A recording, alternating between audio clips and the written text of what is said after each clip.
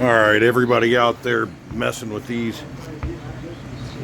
I've seen a couple videos on these and they didn't explain it very good.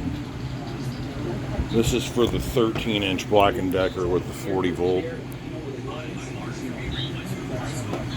Hi, I'm Luke. Midwest Connection, telling you how to do this.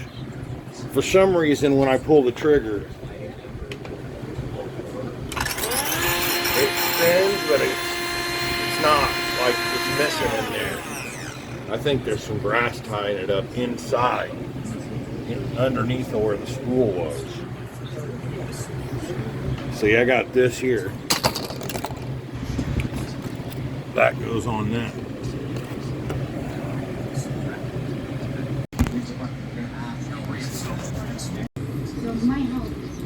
Check it out. We found the culprit. Black & Decker weed eater, 40 volt. We're gonna undo these ravels and get her back to work. Sheesh, it's locked up. We'll be back.